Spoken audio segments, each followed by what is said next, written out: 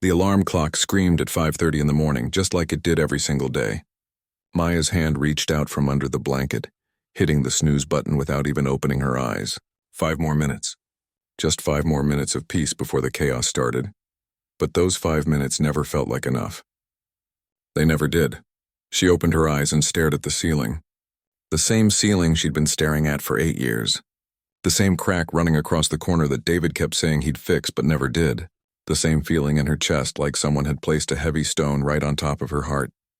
Maya turned her head and looked at David sleeping next to her. His face was peaceful, relaxed. He had no idea that the woman lying next to him was slowly disappearing, piece by piece, day by day. She got out of bed quietly, her feet touching the cold floor. The house was still dark, still silent. This was her time. These few minutes before everyone else woke up. These were the only moments that belonged to just her. In the bathroom, she looked at herself in the mirror. When did she start looking so tired? When did those lines appear around her eyes? She was only 32, but she felt like she'd lived 100 years. The woman staring back at her was someone she barely recognized anymore. Maya went through her morning routine like a robot. Brush teeth, wash face. Put on the same jeans and sweater she wore every Tuesday. Pull hair into a ponytail. No makeup today. What was the point? By 6 o'clock, she was in the kitchen making breakfast. Toast for Lily, eggs for David, coffee for herself, lots of coffee. The routine was so automatic that her hands moved without her brain telling them what to do. Mommy, Lily came running into the kitchen, her favorite stuffed rabbit dragging behind her. 6 years old, full of energy, full of life. Everything Maya used to be before she forgot how to be herself. Good morning, sweetheart, Maya said, forcing a smile. She was good at forcing smiles now. She'd had plenty of practice. Can I have chocolate milk instead of regular milk today? Please, please, please. Sure, baby. Chocolate milk it is. David walked in next, already dressed for work, checking his phone. He kissed the top of Lily's head, then gave Maya a quick peck on the cheek. Morning.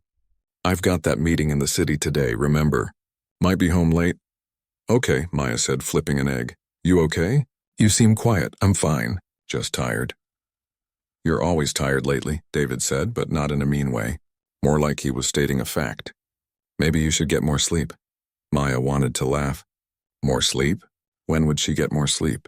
Between teaching all day, taking care of Lily, cooking, cleaning, helping with homework, giving baths, and doing everything else that needed to be done. When exactly was this magical sleep supposed to happen? But she didn't say any of that. Instead, she just nodded.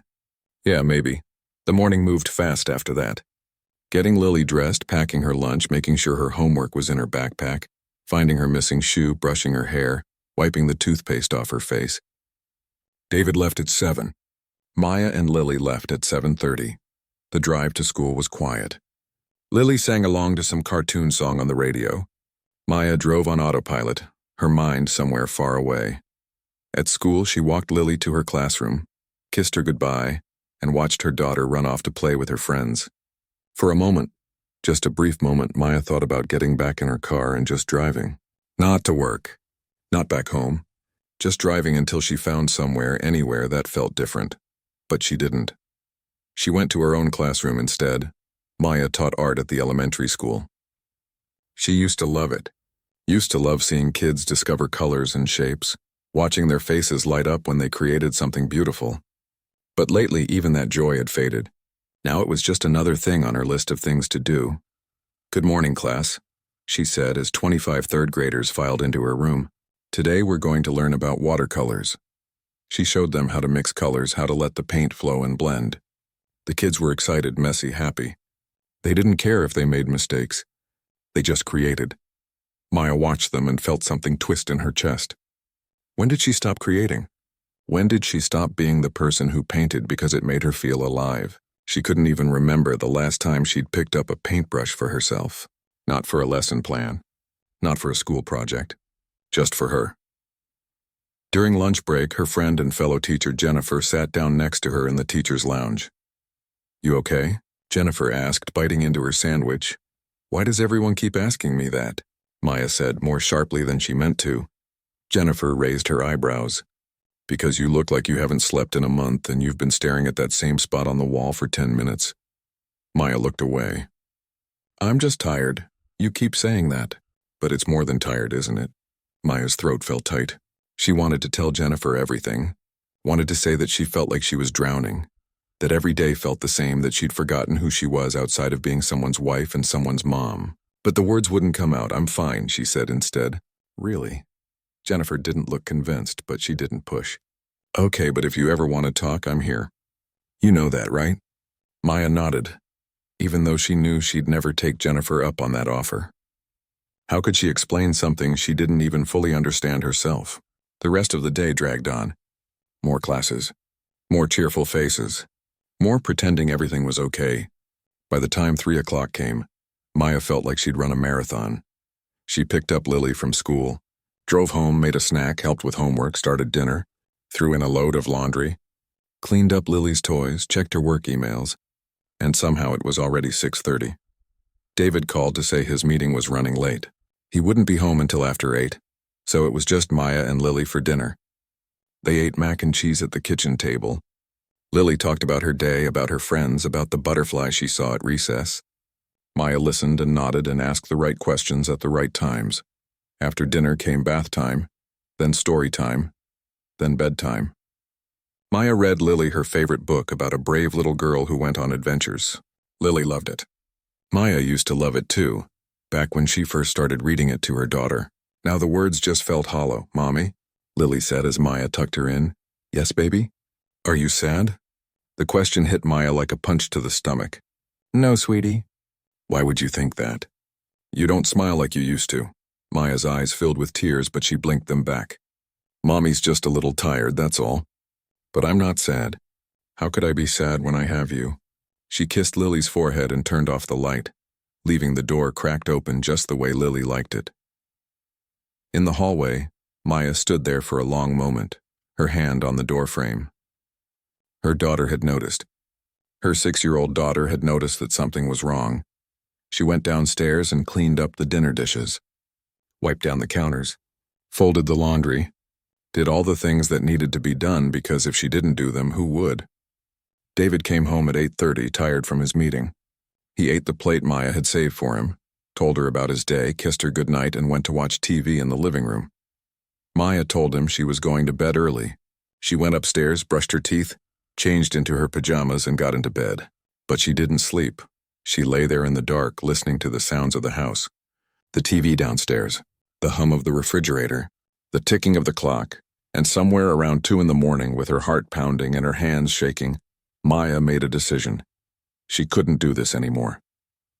She couldn't keep drowning. She couldn't keep disappearing. She got up, moving quietly in the darkness. She pulled a small suitcase from the closet and started packing. Not everything. Just enough. A few clothes. Some money she'd been saving. Her old sketchbook that she hadn't opened in years. Her hands shook as she wrote a note on a piece of paper. The words were hard to write, but she wrote them anyway. "I need to find myself before I completely disappear. I'm sorry. I love you both more than anything. I just can't breathe anymore." She put the note on the kitchen table. Her wedding ring went on top of it. At 2:30 in the morning, Maya walked out the front door of her house, got into her car, and drove away. She didn't know where she was going. She didn't have a plan.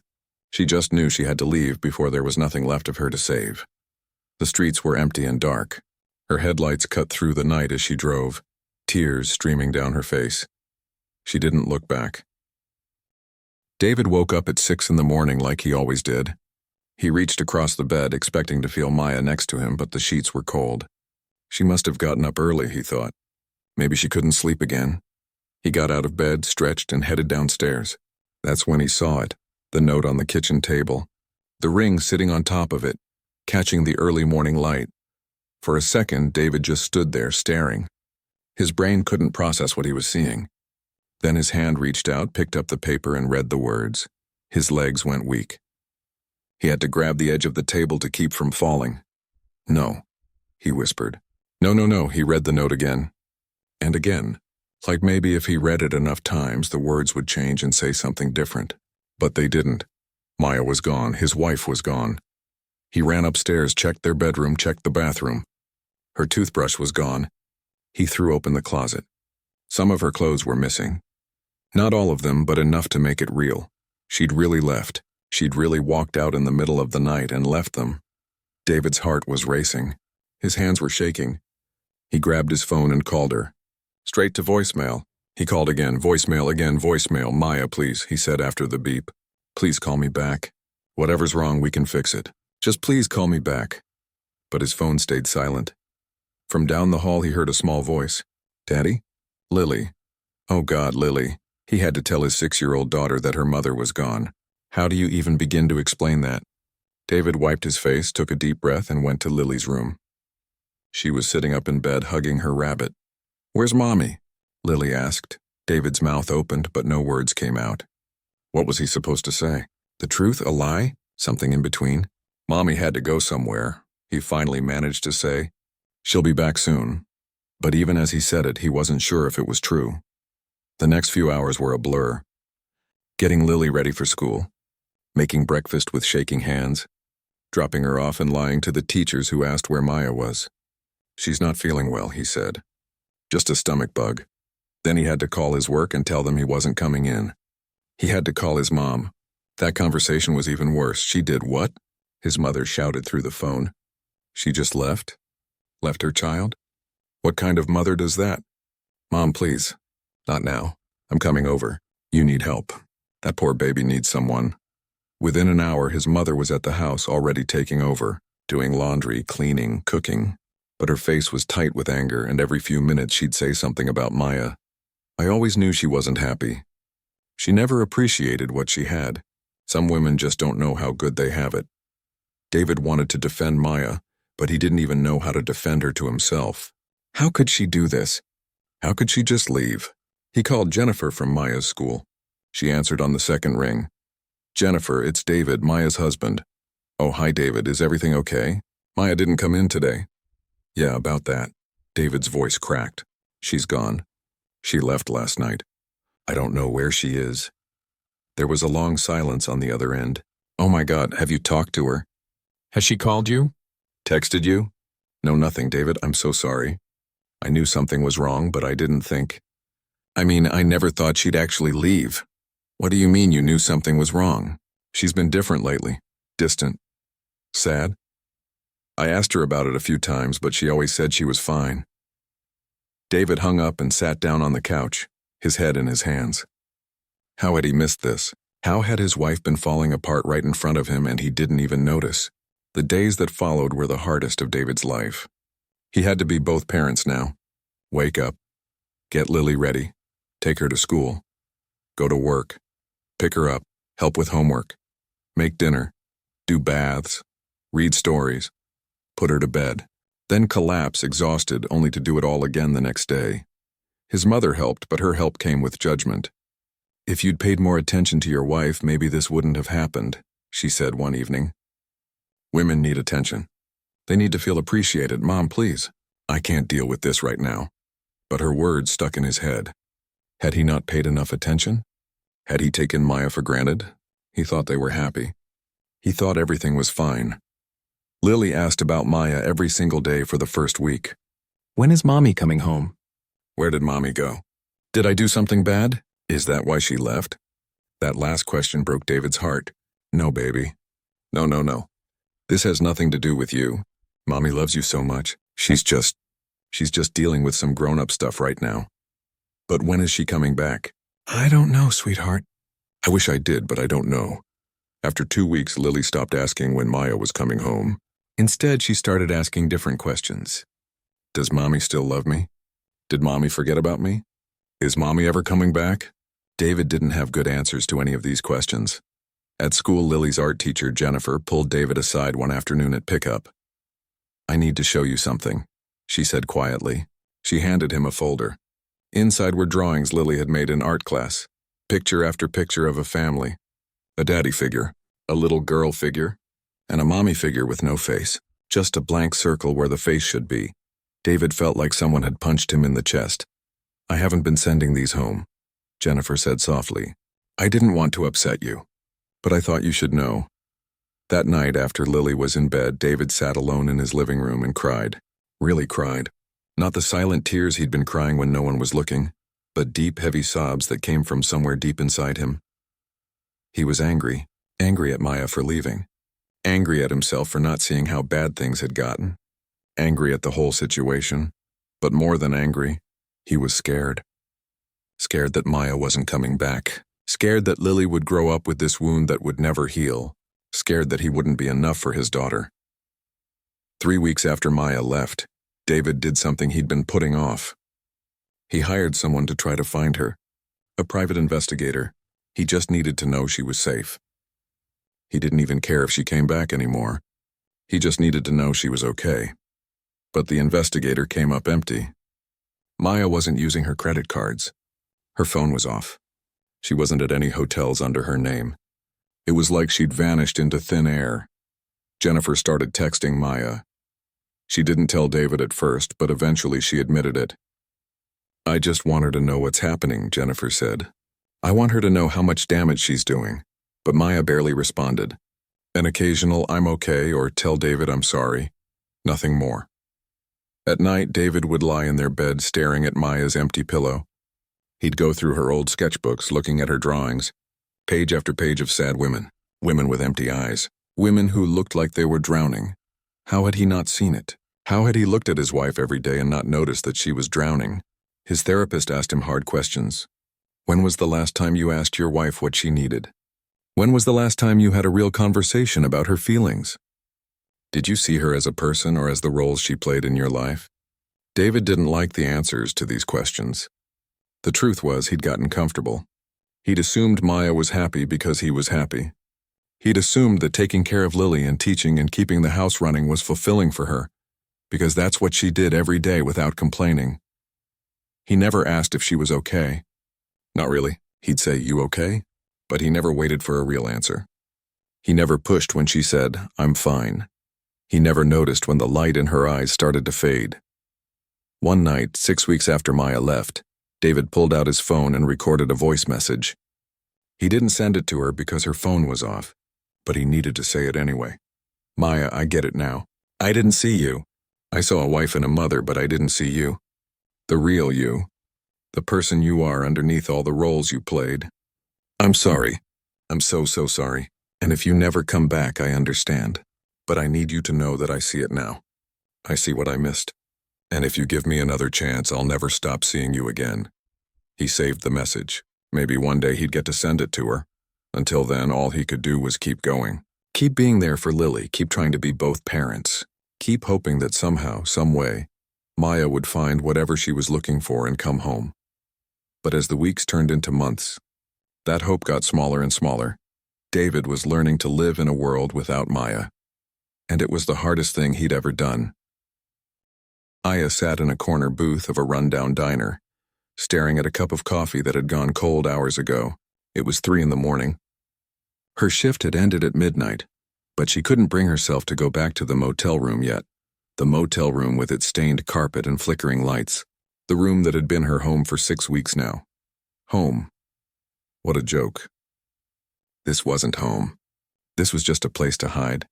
She was 2 states away from David and Lily, working at this diner under her old last name, the one she had before she got married.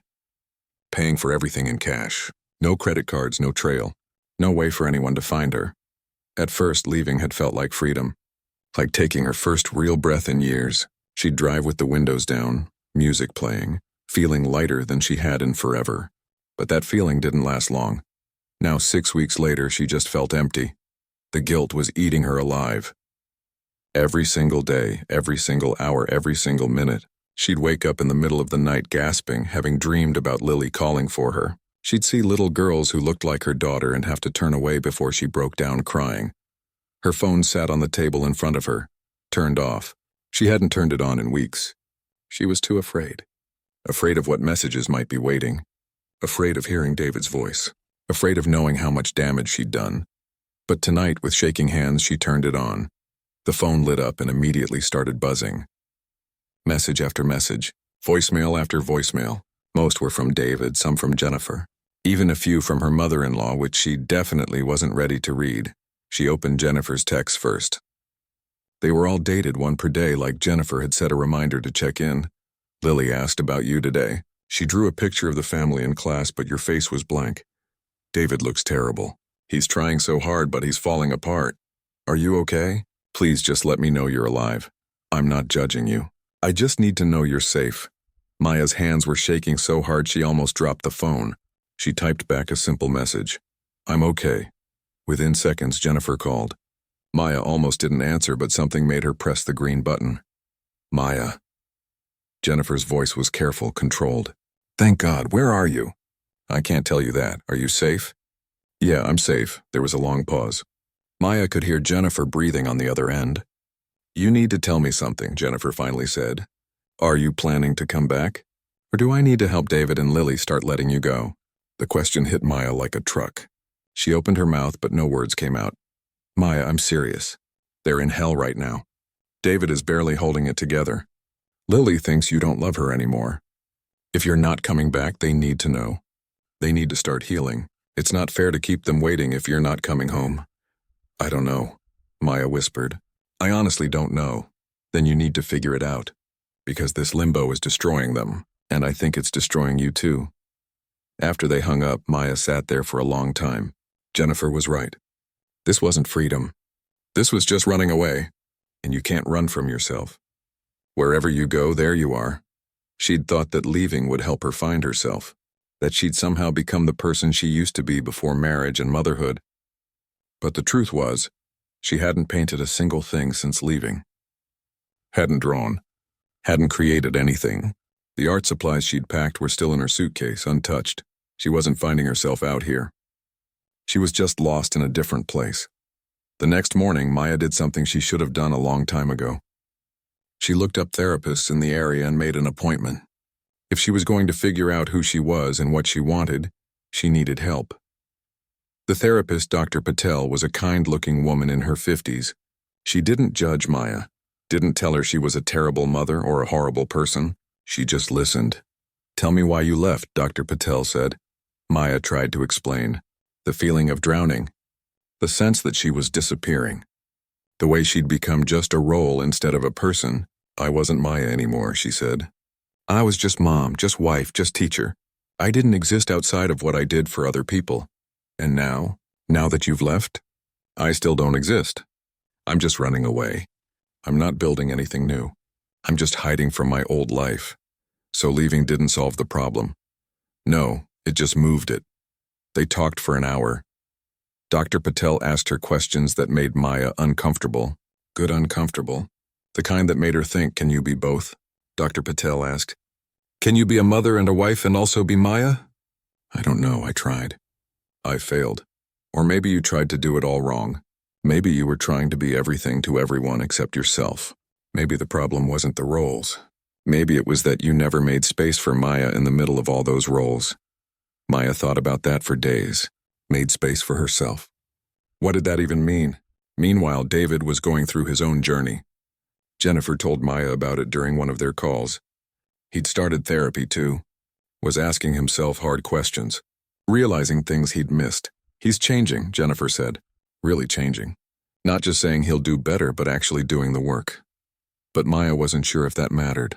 Even if David changed, even if he became the perfect husband, would that fix what was broken inside her? 7 weeks after leaving, Maya made a decision. She called her own number and left a voicemail. She knew David would hear it. It's me. I'm okay. I'm safe. I'm not ready to come back yet, but I'm working on things. I'm seeing a therapist. I'm trying to figure out who I am and what I need. I know I've hurt you and Lily so much, and I'm sorry. I'm so sorry. But I need you to know that this wasn't about not loving you. This was about losing myself completely. Tell Lily that Mommy loves her more than anything in the world. I just need a little more time. She hung up before she could change her mind. David called back immediately, but she didn't answer. She wasn't ready for that conversation yet. In therapy, Maya started digging into the real issues. The way she'd given up her art to focus on teaching because it paid more. The way she'd stopped seeing friends because she was too busy with mom duties. The way she'd never asked for help because she thought she had to do everything herself. You built a cage around yourself, Dr. Patel said, and then blamed the cage for trapping you. But you put yourself in there, so it's my fault? It's not about fault. It's about responsibility. You can't change the past, but you can decide what to do next. You can decide what kind of life you want to build. The question is, do you want to build it alone or with your family? That was the real question, wasn't it? Maya started painting again. Small things at first, just colors on paper. But slowly the paintings got bigger, more complex. She painted her feelings. The guilt, the confusion, the fear, the tiny hope that maybe, just maybe, she could find a way back. One night, 10 weeks after she'd left, Maya had a breakthrough. She was painting late, alone in her motel room, when she suddenly understood something. She'd been angry at David for not seeing her. But had she ever really shown him?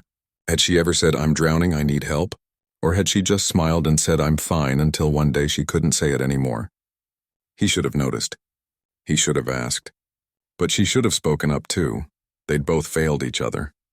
But maybe, just maybe, they could learn to do better. She picked up her phone. Before she could overthink it, she sent David a text. "Can we talk? Just the two of us. I'm not promising anything, but I think we need to have a real conversation, an honest one. The kind we should have had before I left." Her phone buzzed almost immediately. "Yes, anytime, anywhere, just tell me when." Maya took a deep breath. This was the beginning of something. She didn't know if it was the beginning of going back or the beginning of moving forward separately, but it was a beginning, and sometimes that's all you need. A place to start. She had a lot of work still to do, a lot of things to figure out, a lot of healing to go through. But for the first time since leaving, she felt like maybe, just maybe, she was moving in the right direction. Not back to who she was. Not forward to someone completely new, but toward some version of herself that could exist in the world without disappearing. The question was, could that version of Maya be a wife and mother too, or had she burned those bridges beyond repair? She wouldn't know until she tried. And trying, she was learning, was the hardest and bravest thing she'd ever done. The coffee shop was exactly halfway between where Maya was and where home used to be. 3 hours driving for each of them. Neutral territory, safe ground. Maya got there first. She sat in her car for 20 minutes, hands gripping the steering wheel, trying to remember how to breathe. She'd been away for 10 weeks now. 10 weeks since she'd seen David's face. 10 weeks since she'd destroyed their life. What if he hated her? What if she looked at him and felt nothing? What if this whole thing was a mistake? But she'd come this far. She had to at least try. She walked into the coffee shop, ordered something she wouldn't drink, and found a table in the back corner. Then she waited. David showed up exactly on time. Maya saw him through the window before he saw her. He looked different, thinner, older, tired in a way that went deeper than just lack of sleep. She'd done that to him. She'd put those lines on his face. He came inside, scanned the room, and their eyes met. For a moment, neither of them moved. They just looked at each other across the coffee shop like strangers trying to recognize someone they used to know. Then David walked over and sat down across from her.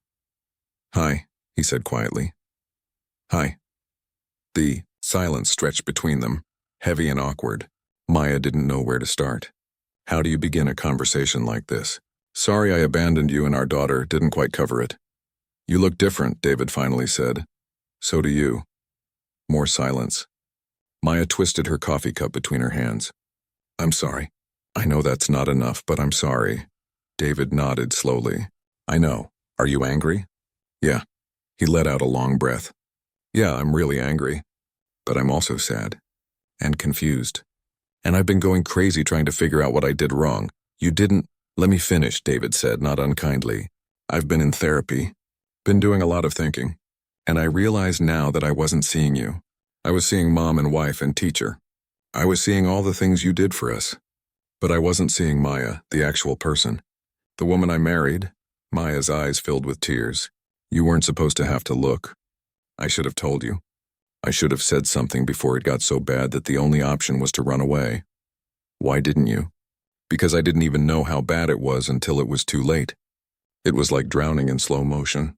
One day I was fine, and then the next day I realized I hadn't been fine for years and I couldn't remember when it started." David leaned forward. "Then help me understand. Explain it to me. Because I've been trying to make sense of this for 2.5 months and I still don't get it. We had a good life. We had a beautiful daughter. A nice house, good jobs. What was so terrible that you had to leave in the middle of the night?" Maya closed her eyes. How could she explain something so big, so complicated in a way that made sense? "It wasn't about what we had," she said slowly. It was about what I'd lost. I lost myself, David. Completely. I got up every morning and went through the motions and did all the things I was supposed to do. But I wasn't living. I was just existing. And I was so tired, so incredibly tired of being invisible. You weren't invisible. I saw you every day. You saw me making breakfast. You saw me packing lunches. You saw me teaching and cleaning and taking care of Lily. But when was the last time you asked me about my dreams? My art? The things that made me Maya before I became someone's wife and someone's mom? David opened his mouth and then closed it. He couldn't answer because he didn't have an answer. I'm not saying this to hurt you, Maya continued. I'm not trying to blame you. You didn't do anything wrong. You were a good husband. You worked hard. You came home every night. You loved Lily. You loved me. But somewhere along the way, we both forgot that I needed to be more than just a role in your life. So what do we do now? David asked. Do you want a divorce? The question hung in the air between them. Maya thought about it. Really thought about it. Did she want a divorce? Did she want to walk away completely and start over? I don't know, she said honestly. Part of me thinks maybe that would be easier. Clean break, fresh start. But another part of me... She paused, trying to find the right words. Another part of me still loves you, still wants this to work. But I can't come back to the life I left. That life was killing me. Then we build a different one. How? How do we do that? David pulled out his phone and showed her photos. I've been taking notes. From therapy. From books I've been reading. From conversations I've been having. I want to show you what different could look like. For the next hour, they talked. Really talked. David told her about how he'd been learning to see her as a whole person, not just as the roles she played. He told her about how he'd realized he'd been coasting, assuming everything was fine because nobody was complaining. I took you for granted, he admitted. I thought you were happy because I was happy. I never asked what you needed. I just assumed you'd tell me if something was wrong. And I should have told you. I should have spoken up before I got to the point where running away felt like the only option. They talked about what different would look like. Maya going back to painting seriously, not just teaching it, setting boundaries and actually having time for herself. David being more present, not just physically there, but emotionally engaged. Both of them going to therapy together and separately. What about Lily? Maya asked, her voice breaking. How is she? David pulled out his phone again and showed her some of the pictures Lily had drawn. The ones with no face where Maya should be. Maya put her hand over her mouth and started crying. I destroyed her, she whispered. No, you hurt her. There's a difference. And hurt can heal. But Maya, you have to understand something. If you come back, you have to really come back. You have to stay. You have to do the hard work of rebuilding her trust. She's been through hell. We both have. And if you're going to leave again, it's better if you just stay away now. I know. So I need you to be really honest with me. Can you come back to being a wife and a mother? Or do you need to go and find yourself somewhere else? Maya thought about the last 10 weeks. The freedom that felt empty. The art she'd started creating again. The therapy sessions. The slow, painful work of figuring out who she was. I think, she said carefully, I think I can be both. I think I can be Maya and also be your wife and Lily's mom.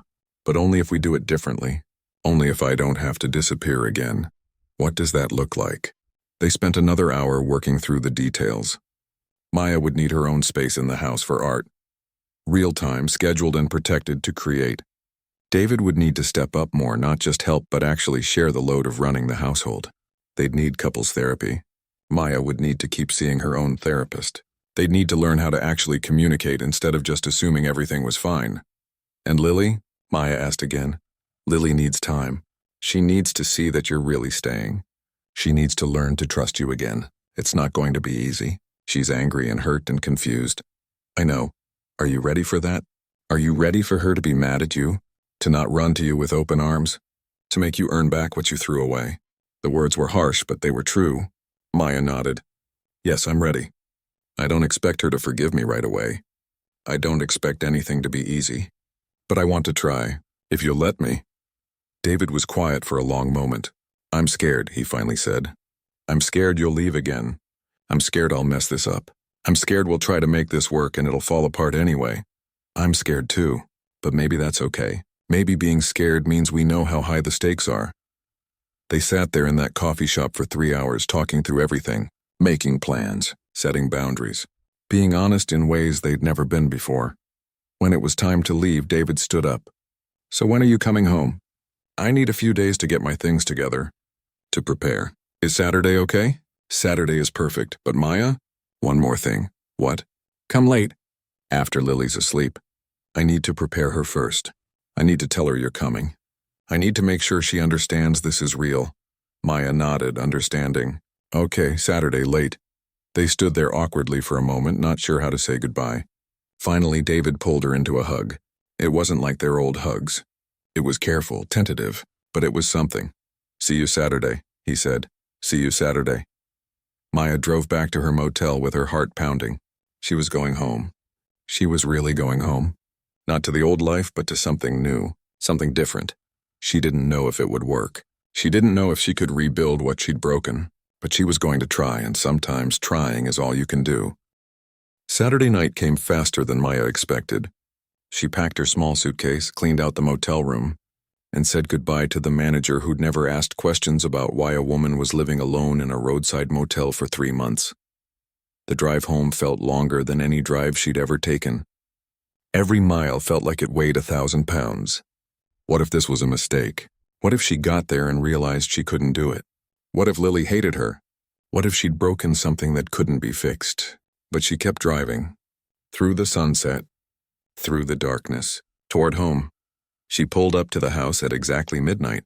The street was quiet and dark except for one light. The porch light. The same one she used to leave on for David when he worked late. He'd left it on for her. Maya sat in her car for a while, engine off, just looking at the house. Her house. Was it still her house? Did she still belong here? She took a deep breath, grabbed her suitcase, and got out of the car. Her legs felt shaky. Her heart was racing so fast she could hear it in her ears. She walked up the path slowly, each step taking everything she had. When she reached the porch, she saw him. David standing in the doorway, backlit by the light from inside. Just waiting, he didn't rush to her. He didn't hold back. He just stood there, giving her space to make the choice to come forward. Maya climbed the porch steps. When she reached the top, she looked at David's face. Really looked at it. He looked tired and scared and hopeful all at once. "I'm not promising I can fix everything," Maya said quietly. "I'm just promising I'll try." "That's all any of us can do," David replied. "Just try." Then she smiled. Not a big smile. Not a perfect smile. But a real one. The smile of someone who'd been lost and was finding her way back. The smile of someone who was still scared but choosing to be brave anyway. "Lily's room is at the end of the hall," David said softly. "I told her you were coming. She's been awake for hours pretending to sleep." Maya nodded. She set down her suitcase and walked past David into the house. Everything looked the same but felt different. Or maybe she was different. Probably both. She walked up the stairs, her hand trailing on the railing. Each step felt important, like she was walking toward something that mattered more than anything in the world. She reached Lily's door and stopped. Her hand on the doorknob. This was it, the moment that would determine everything. She opened the door slowly. The nightlight was on, casting soft shadows around the room. And there in the little bed was her daughter. Lily was lying on her side, eyes wide open, clutching the stuffed rabbit Maya had made her years ago.